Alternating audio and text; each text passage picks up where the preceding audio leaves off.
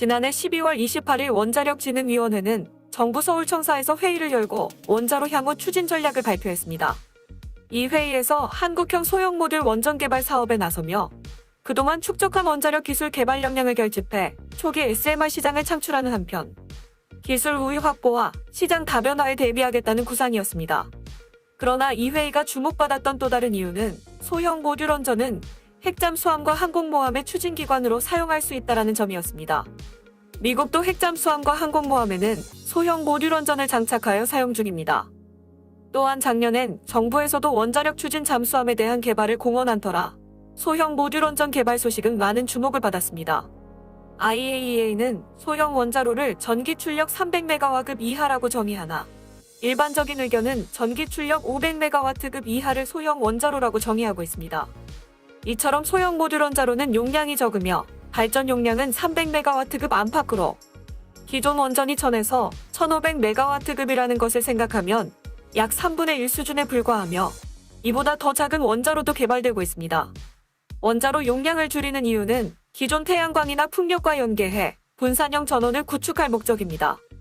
용량이 큰 기존 원자로는 대규모 집중형 전원을 구성합니다.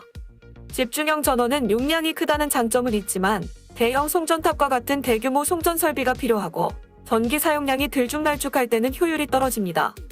반면 분산형 전원은 송전 설비를 작게 운영할 수 있습니다. 전기가 필요한 곳 가까이에 설치할 수 있기 때문입니다. 전기 사용량 변화에 따른 효율도 높습니다. 주로 태양광과 풍력 등과 연계하기 때문에 환경적인 측면에서도 강점이 있습니다. 또 다른 특징은 모듈화입니다. 하나의 용기에 원자로와 증기 발생기, 냉각제 펌프 및 가압기 등 주요 기기를 담았습니다. 그 덕분에 크기도 매우 작습니다. 용량을 줄이면 버스보다 작은 크기의 원자로도 만들 수 있습니다. 소형으로 일체화하니 현장에서 건설이 필요한 기존 원자로와 달리 공장에서 제작을 할 수도 있습니다. 이런 장점을 활용해 전기가 필요하지만 송전 설비를 설치하기 어려운 지역에 사용하기 좋습니다. 수소 경제를 위해 필요한 수소 생산 시설이나 해수 담수화 시설 등에 이용하기 알맞습니다. 또한 쇄빙선이나 무역선 같은 장거리 항해를 하는 배와 군사용으로는 항공모함과 원자력 추진 잠수함의 동력으로서도 좋습니다. 세계 3대 항공기 엔진 제작업체인 영국의 롤스로이스는 차세대 제트기 엔진 연료는 온실가스를 배출하지 않는 원전으로 만들 것이라며 이를 위해 2050년까지 총 288억 파운드를 들여 소형 모듈 원전 16기를 짓겠다고 지난 2019년 12월에 밝혔습니다. 롤스로이스는 소형 모듈 원전에서 생산된 전기로 물을 분해해 수소를 추출한 뒤 수소와 탄소를 합성해 새로운 항공기용 합성연료를 개발하겠다며 수소 추출에 필요한 많은 양의 전기를 자체 조달하기 위해 합성연료 제조 공장마다 자체 원전을 함께 지을 계획이라고 밝혔습니다. 여기에 소형 모듈 원자로는 원전 사고의 가능성도 적고 수습도 기존 원전보다 쉽다는 장점이 있습니다. 원전 사고의 대부분은 냉각 과정에서 발생합니다. 사고로 냉각 기능이 멈추면 원전의 온도를 통제하지 못해 결국 폭발이 일어납니다.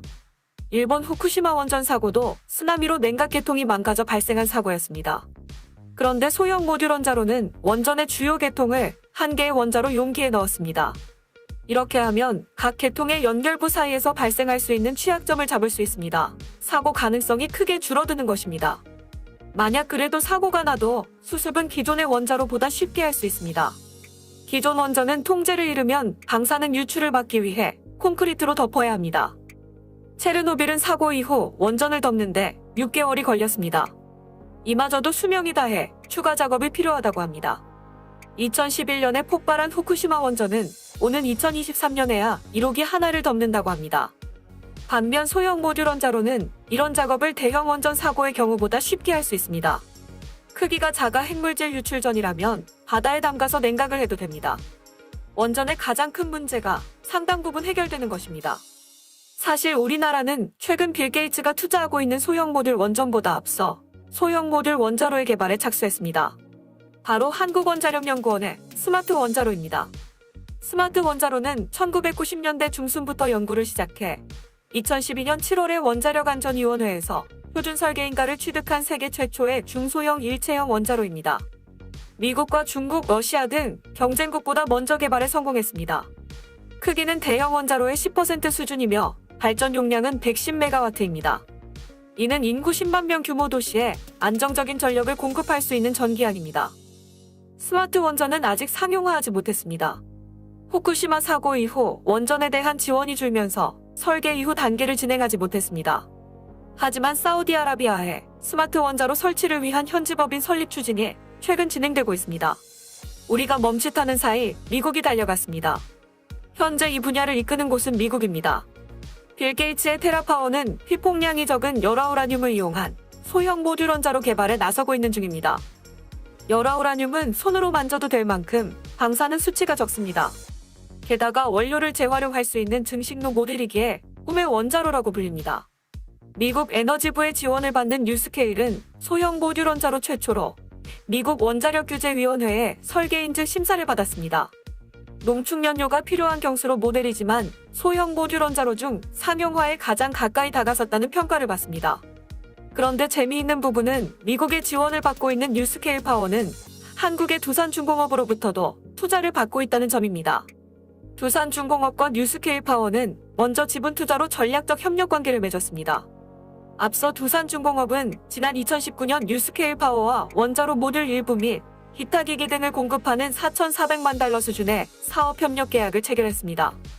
즉, 두산중공업이 주기기 공급사로 참여하는 미국 소형 모듈 원전 사업이 미국 원자력규제위원회 설계 심사를 통과했다는 뜻입니다.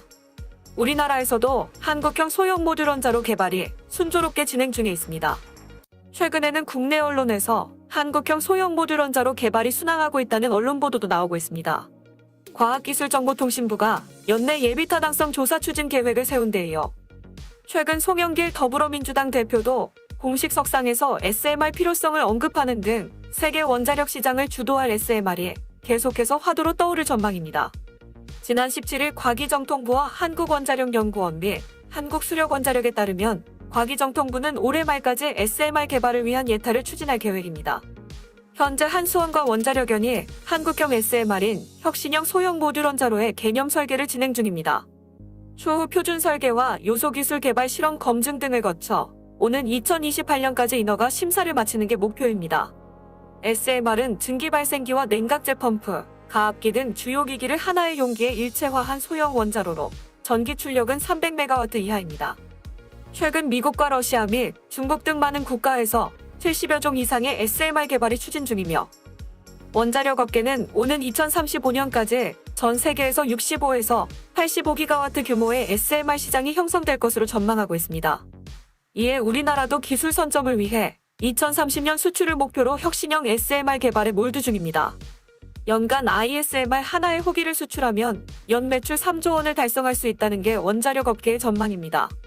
앞서 지난달 14일에는 SMR 개발과 추진을 위한 혁신형 SMR 국회 포럼이 출범한 데 이어 지난 14일에는 문재인 대통령과 여당 지도부 회동에서 송영길 민주당 대표가 필요성을 언급하는 등 가치가 재조명되고 있습니다. 송 대표는 이 자리에서 미국 바이든 정부가 탄소 중립을 위해 원전 분야 SMR을 전문적으로 연구하고 있다며 SMR 분야나 대통령이 관심을 갖고 있는 원전 폐기 시장 같은 것도 한미가 전략적으로 협력할 필요가 있다고 말했습니다. 과기정통부 관계자는 올해까지 SMR 예타를 신청하는 게 목표라며 세계 시장에 적기 진입해 SMR 시장을 주도할 수 있도록 속도가 밌게 추진하겠다고 말했습니다. 우리나라가 스마트 중소형 원자로를 처음 시작한 1990년대에는 소형 원자로는 주로 군사용으로 사용되었기 때문에 군사용 원전이라는 의심을 받을 수 있었지만 지금은 대놓고 소형 원자로를 개발할 수 있는 시대로 접어들어 훨씬 수월하게 개발을 진행할 수 있습니다. 우리나라는 원자력 추진 잠수함을 2030년대 중반에 취역시킬 예정이며 진화된 소형 모듈 원자로는 2029년까지 개발될 예정이어서 앞으로 개발될 소형 모듈 원자로는 군사용으로 전용되어 우리나라의 원자력 추진 잠수함의 동력으로 사용될 가능성이 높습니다. 점점 진화하고 있는 한국형 소형 모듈 원자로가 미래에는 탄소 중립을 위한 핵심 원자로가 되어 수출과 국방이라는 두 가지 목표를 잡을 수 있을지 주목됩니다.